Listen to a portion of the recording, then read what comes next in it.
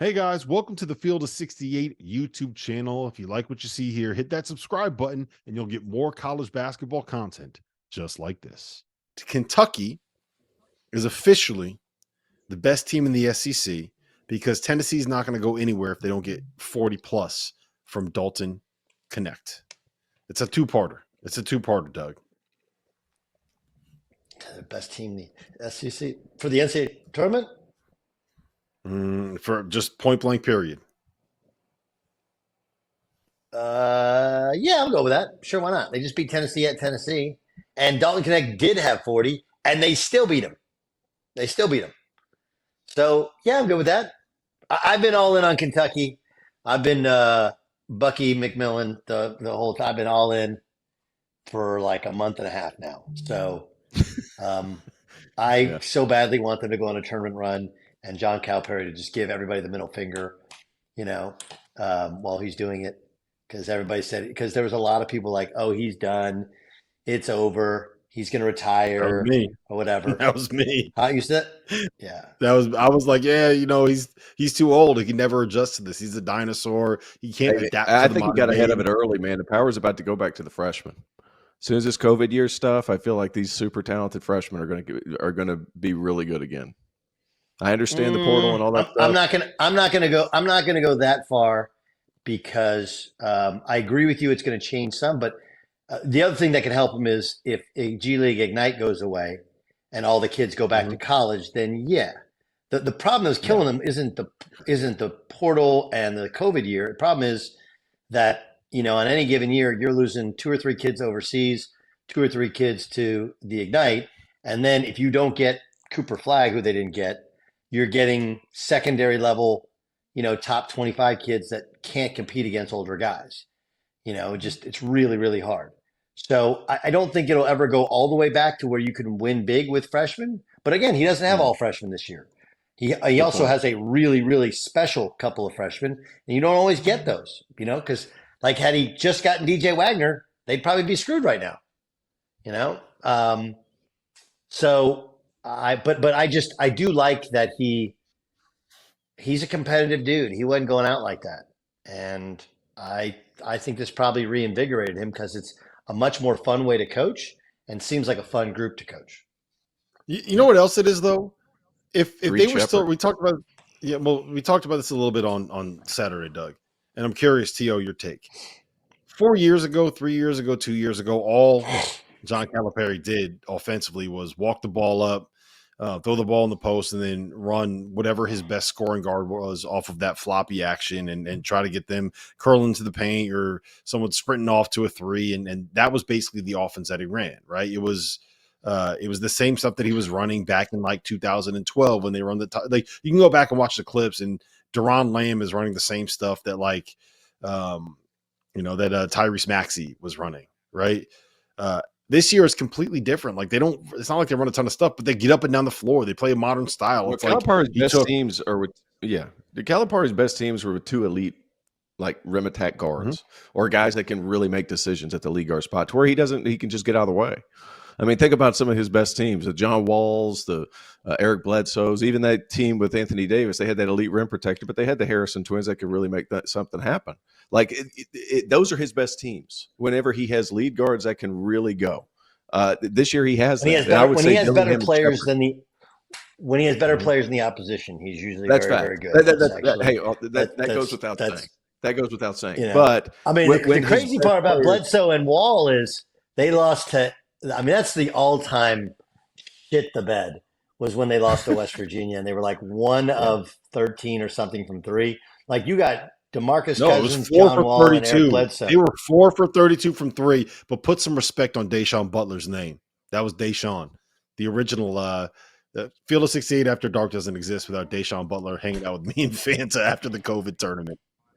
Let me tell you about our newest partner for the month of March, Splash Sports, the home of certified community competition, where you get to play against your friends and not the house. Whatever game it is that you are playing, from survivors to tiers to pick X, the safest way to play for real money without the hassle of having to track down deposits or worry about payments is through Splash. They have partnered with PaySafe, the best deposit and payment system in the world, to ensure that money stays in safe hands and is delivered to the right places. To join the Field of 68 Survivor Madness, click the link in our profile below and join in. Entries are $5 a pop with a prize pool of up to $4,500.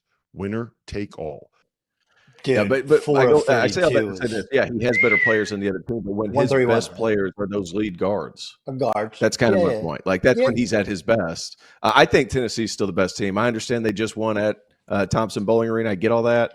I would push back on they have to have 40 from Connect. I feel like the role that Vescovi and the role that Ziegler and all those guys are playing this year is much more suitable to what they are. That's the reason, because I think last year they made it to the Sweet 16 with the same team. And now you add this electric scorer. They have a primary scorer. Last year, they were trying to have Vescovi create stuff at the end of the clock. He can't do it. He's slower than me right now.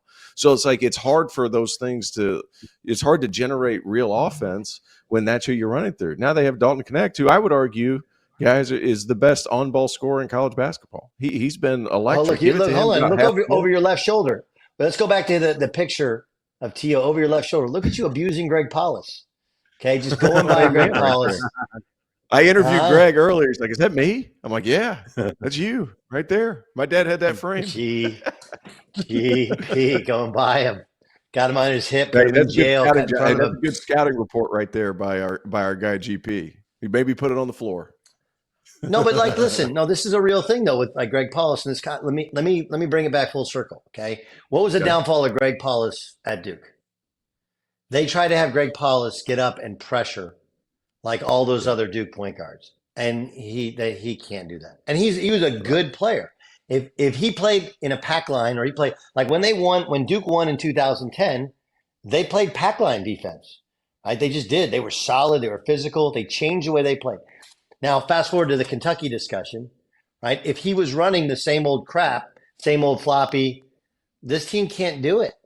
They changed some of they're running ball screens down the sideline, right? There's kind of a modern look. He's embraced. Not just anybody can say, well, we embrace the 3-point shot, but the ways in which they're getting threes is much more of a modern style of basketball. Not running the dribble drive. Remember, he went through the dribble drive stuff at Memphis and early on at North Carolina. Then he went to floppy. And I'm not saying he mailed it in, but I think it's a challenge to teach guys how to play in such a short period of time. When they're young, you kind of teach them how to play. So you give them a general framework. Well, first of all, Reed Sheppard mentally is way ahead of most freshmen. Yeah. He does have some veterans on this team. He really does. And then, you got a guy who comes off the bench that you don't have to run anything for. Just spread out and go, and he's just Energizer Bunny to go score points. But I really think that you can go – he could have gone – the way of Saban. He could have gone the way of Roy Williams and all these other guys and just say, F it, I'm out. I've made a lot of money. I've won national titles. I don't need it. Instead, a little bit of a personal renaissance. And I think if you're Calipari, who believe it or not, I think he's a very good game coach in terms of if you watch him during a game, he's yelling and screaming and stomping his foot, but he's processing as well and adjusting. I think he's a dangerous tournament coach. There's things that he misses. Because he doesn't, I don't think, depend on his staff. This staff he depends on more than the previous one. I think that also needed to change. But I think they're the most dangerous. And again, I like Rick Barnes a great deal. And Rick Barnes, you talk about who's the best players. When he's had a run in the NCAA tournament, it's always been when he's had an NBA point guard, right? Yep. DJ Ford, DJ Augustine, that's his best runs when he's at Texas. And Ziegler, I don't know if he's at that level.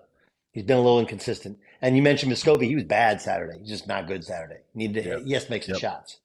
So I'm going to go with Kentucky because of Calipari's tournament success, because of the depth of dudes that they have, the style they're playing, and there's some flaws, obviously, to Tennessee. But I like Tennessee. I'm just in love with Kentucky. The best month of the year is here, which is why you need to know that we are now partnered with BetMGM. We'll be using BetMGM lines to make all of our picks And we'll have special offers for the listeners and the viewers of the Field of 68 throughout the conference and NCAA tournament. If you haven't signed up for BetMGM yet, you can use the bonus code FIELD150 and you'll get $150 in free bets on your first wager with BetMGM, regardless of whether or not that bet hits. Here's how you make it work. Download the BetMGM app and sign up using the bonus code FIELD150. Deposit at least $5 and place your first wager on any game, and you get $150 in free bets regardless of the outcome. Just make sure you use that bonus code FIELD150 when you sign up. And most importantly, we have some fun stuff coming up for the conference tournaments and for the NCAA tournament. Bet insurance tokens, college hoops odds boosts, and what I love the most, a nice little parlay boost, as well as a ridiculous array of prop bets for anything that you could possibly imagine betting on in March and in early April. BetMGM is the king of the prop bet